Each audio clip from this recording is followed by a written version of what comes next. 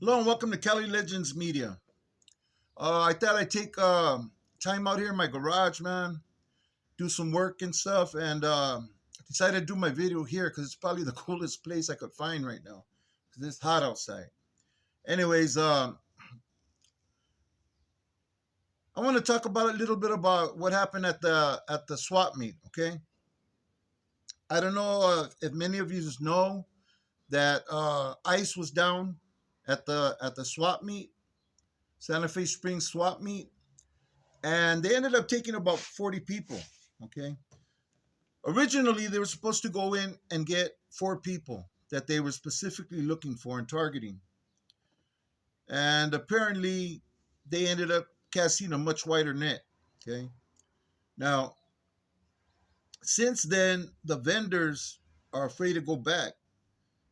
They're afraid to go back and try to do their business. They don't want to be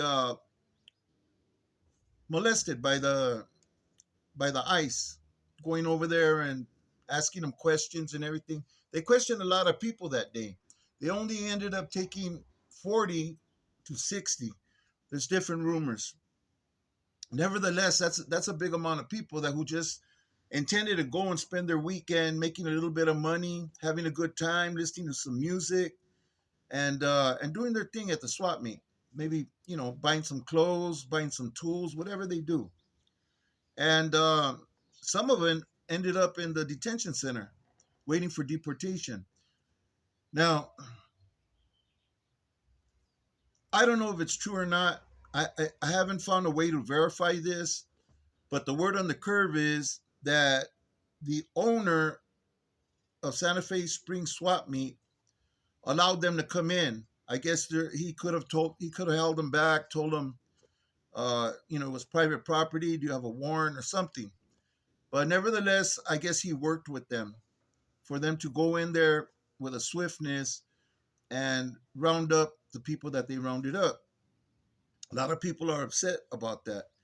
And a lot of people believe that that was a situation. So I'm not saying they're boycotting Santa Fe Springs Swap Meet, excuse me, but a lot of people are upset right now and angry with the management there for the way it went down. They feel they're partly responsible. I seen a video today where a Chicano that goes there, he's been selling there for 15, 20 years, selling his goods there. He didn't have no business. The place was like a ghost town. They had a handful of vendors, no customers.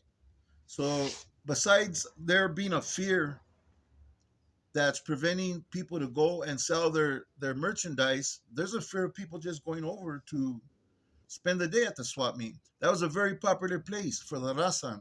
They go, eat the raspados, whatever they got, tacos, sandwiches, drink pisto, listen to music, dance. It became a pretty not an important site, but a site that the raza enjoyed visiting more than other places. Okay, because you see the same people always returning. They had a lot of return customers there. Now, I don't know how that business is going to survive if things continue that way. Time will only tell how the people react and what type of recovery the owner has in place or management has in place. Maybe he could lower the prices of the stalls that he rents out to the vendors. But something's got to change. Something's got to bring the people back. Otherwise, that place is going to be closed down shortly. I mean, you can't go too long with a business that's not generating money, and not even the vendors are generating money. So why are they going to pay for the spaces? There was one lady that was there. She made $35.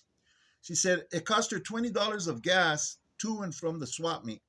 Okay, she ate $10 of that, goodies, drinks, to stay cool and stuff. She went on with $5. That's all she made all day. That's nothing. You can't survive on that.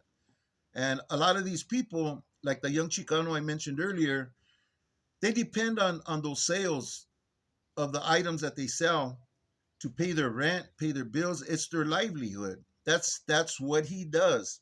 You know, he doesn't work. He's a vendor. Okay, so yeah, it affected everybody in a big way down there at the swap meet.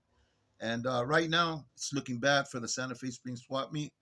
Like I said, the video showed the parking lot. Parking lot was empty. Had like about maybe 6, 7 cars that were in screenshot. I don't know how many there were actually on the entire lot, but in the screenshot that they took, 5, 6, 7 cars. You know, nothing, nothing. That place was always packed, man. Especially with young people. You know, a friend of mine came over today.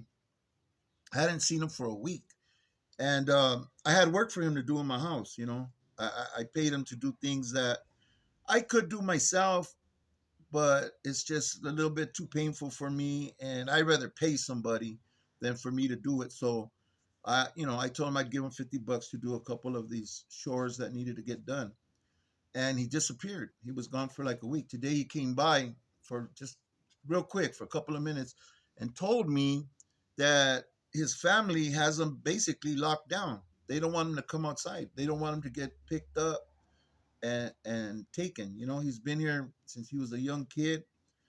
He has 3 kids and a wife. He's married also. So I don't know. I don't know why they would take him. I guess the citizenship doesn't count for him. Maybe he got married at a time when that law didn't count for him. But the guy's family scared for him. You know, from for all the people that they lost in their family. So ISIS going around doing their thing. I heard another case where they took in a pregnant woman, 9 months pregnant, and she was an American citizen. They got 2 dudes in Montebello and had them all pinned up on the fence, holding them by the shirt, smashing them against the fence. Both American citizens, you know. So ICE is still out of line. They're still doing things that's going to cause problems for them, you know. I don't know what happened to the protesters. It pretty much died off and stuff. I guess they felt they did what they can do. Young lady sang at the Dodger Stadium the anthem um, for the crowd, right? And she asked if she could do it in Spanish, just to show some type of unity, with the Mexican people, like to show them some support. And she was told no, that wasn't happening. Let me tell you something. I know for a fact that a huge percentage of the people that fill up that stadium on a regular basis, going to Dodger games and supporting the Dodgers, they're Chicanos. They're Chicanos from here, Mexicanos too. They go, they buy more merchandise, memorabilia and stuff than a lot of people. And they banded this woman for singing the anthem. I'm gonna do another video about that, but it's concerning this man called Officer Tatum who has his own channel, who had some words for the Mexican community. And I'm gonna share those words with everybody. So just so you could hear them yourself. I don't want to. I was going to mention him right now, but I'm going to do it different, where you're going to see him and hear him out of his own mouth.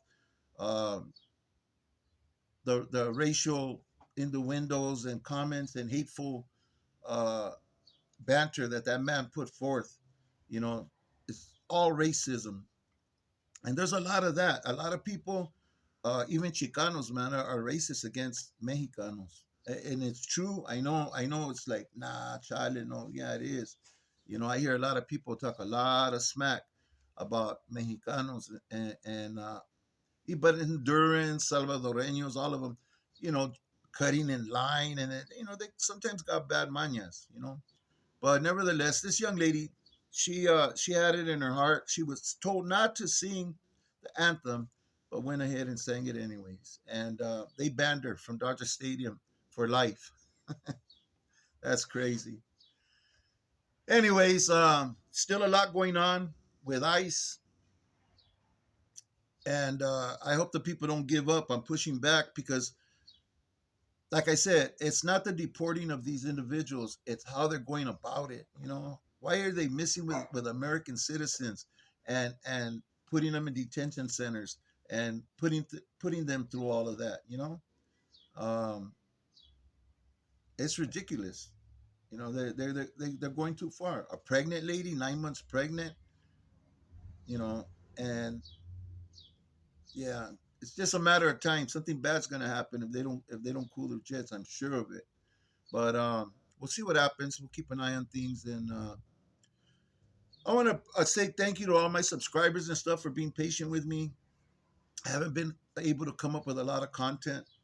Um, I'm always studying and looking for stuff that I think might be interesting to my subscribers, and I hope to come up with uh, something worth you guys tuning in and watching. The views have been very low, and I go and check other content creators' views, very low. Um, but anyways, let's see what happens. Still gonna keep trying to do this.